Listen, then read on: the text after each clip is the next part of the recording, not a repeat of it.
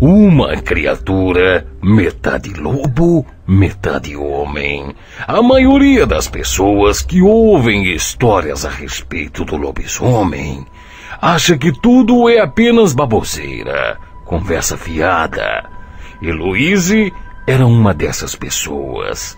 Nasceu e foi criada em São Paulo. Por isso, achava que perigo mesmo não era lobisomem, e sim assaltantes, tarados, assassinos e assim por diante. Heloíse morava com o marido e 3 filhos. Morava perto do centro de São Paulo. Mas a dificuldade financeira a expulsou da cidade. Teve que se mudar para uma cidade pequena. Uma cidade calma. Sábado, 6 da tarde.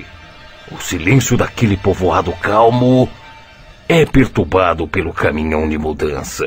Era Heloíse se mudando para a nova casa. Do alto do caminhão, Heloíse e seus filhos olhavam curiosos as pessoas, algumas sentadas no chão, deitadas em rede, poucas trabalhando, mas todos tinham algo em comum. O medo que refletia em seus olhos. Olhavam o caminhão com grande desconfiança.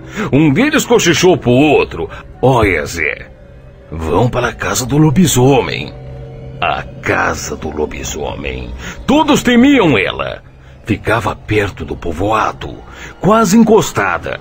Era só seguir a curta rua de terra que terminava bem na porteira, que era a entrada da casa. Era o novo lar de Heloíse e sua família. Passaram-se 3 dias.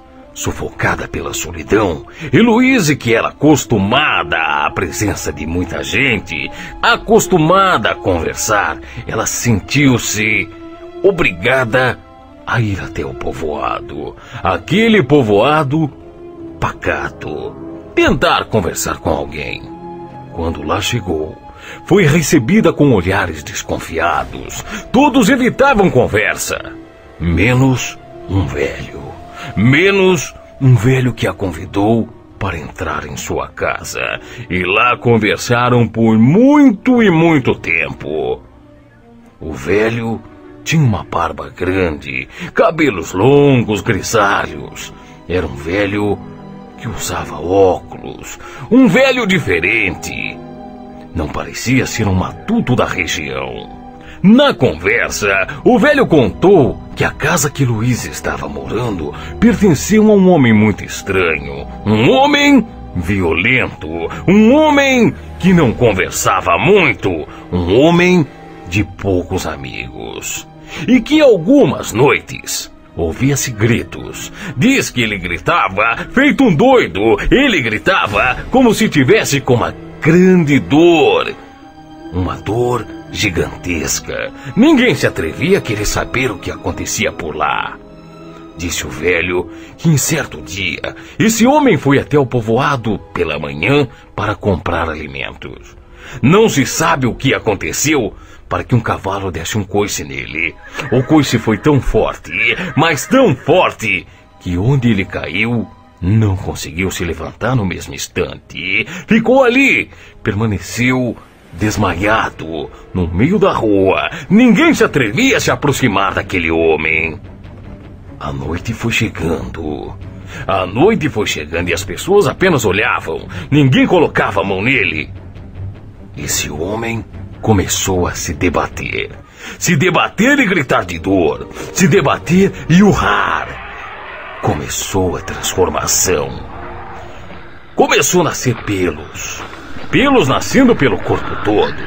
Aquele grito desesperado.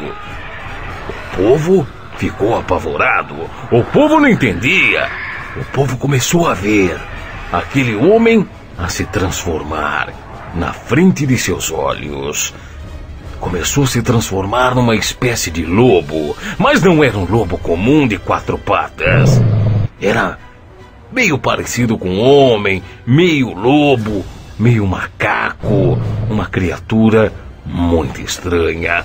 Uma criatura peluda, uma criatura corcunda, com muitos músculos, uma cabeça grande, parecendo de um lobo. Mas as orelhas pareciam orelha de um boi. Era uma criatura feia, muito feia, horrível. O seu andar era parecido com um andar de gorila. De sua boca, cheia de baba, saía um uivo grosso e irritante aos ouvidos humanos. O povo ficou apavorado. O povo saiu correndo no mesmo instante. Ninguém ficou ali para ver o que ia acontecer. Mas naquela noite, disse o velho que todos estavam assustados. Todos comentavam. Ninguém ousava desafiar aquela criatura, aquele lobisomem. Quando de repente, um barulho. Um barulho que cortou o silêncio daquela noite. Um barulho de arrombação, de porta quebrando. Era o lobisomem, era a criatura. Arrombou a porta de uma casa e com suas garras cortou o pescoço de uma criança. A mãe nervosa, a mãe desesperada, catou uma arma e correu para cima do bicho. Correu para cima da criatura. A criatura, que ainda tinha um pouco de raciocínio humano, fugiu. Saiu correndo para o meio do matagal. A mãe desistiu de ir atrás. Pegou e voltou para socorrer seu filho. Vendo seu filho caído no chão, vendo seu filho agonizando, a mãe desesperada pegou a pequena criança nos braços. Mas já era tarde. Já era tarde. Aos poucos, foi fechando seus olhos. Aos poucos, a criança morreu. Diante daquilo, todos os homens do povoado pegaram as suas armas e disseram: vamos pegar a criatura, vamos acabar com essa criatura, vamos matar essa maldição, essa aberração. E com suas armas foram atrás do lobisomem. Esse que, pressentindo o perigo, fugiu para o matagal. Mas ainda houve tempo para ser acertado na perna. Depois disso, ele abandonou aquela casa. Nunca mais se ouviu falar. Não viram nem caminhão de mudança. Mas houve gente que ainda o viu andando na mata. E a maioria das vezes foi visto em forma de lobisomem. À noite, à frente de uma fogueira feita na entrada da casa, Heloíse conversava com sua família. Ela não disse nada sobre a história aos seus filhos, ao seu marido. Ela achava que a história de lobisomem não era tão importante. Também já tinha até se esquecido. Mas quando foi ficando tarde, foi ficando de madrugada, mais ou menos 2 horas da manhã, as crianças foram obrigadas a irem dormir. Heloíse e o marido continuaram conversando. A conversa estava animada. A conversa estava boa à beira da fogueira, uma lua cheia clareando a noite. Mas de repente se ouve um barulho. De repente, um barulho horrível, um barulho estranho. O barulho era dentro da casa de Heloíse. Era um barulho bem alto. Alguma coisa quebrando lá dentro da casa. Em seguida, gritos. Gritos apavorados. Gritos de horror. Gritos de socorro. Eram os gritos das crianças de Heloíse. Rapidamente, os dois correram para dentro da casa, chegando no quarto das crianças. Chegando no quarto das crianças, estava uma bagunça. Lá encontraram o telhado com um buraco, tudo manchado de sangue. Mas cadê as crianças? As crianças não estavam ali. Ela chamava desesperada e não ouvia. Não ouvia. As crianças não respondiam. Ela começou a ficar desesperada. O marido tentou ligar para a polícia. De repente, outro barulho. Só que dessa vez, do lado de fora. Correram rapidamente para fora da casa. Devido àquela lua cheia, aquela lua bonita, a noite estava clara. Quando, de repente, com a iluminação da lua, viram um vulto de um bicho muito grande, um bicho feio, um bicho horroroso, arrastando pelo chão o corpo da criança, o corpo de um dos filhos de Heloíse. Heloíse ficou desesperada. O animal parou.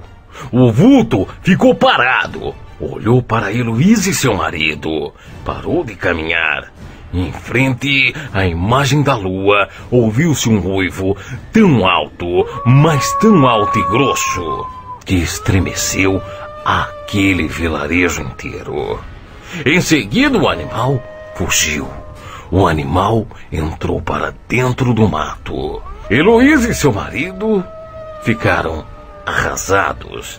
Heloíse não queria mais entrar na casa. A polícia chegou. Heloíse foi embora. Heloíse não quis nem entrar para pegar as coisas. Heloíse não era mais a mesma. Voltou para a cidade grande, tentando esquecer daquela tragédia, daquilo que aconteceu com sua família, daquela história que ela pensou que não existia, que era balela, que essas coisas era lenda de interior. Mas aconteceu com Heloíse. Era o lobisomem atacando de novo.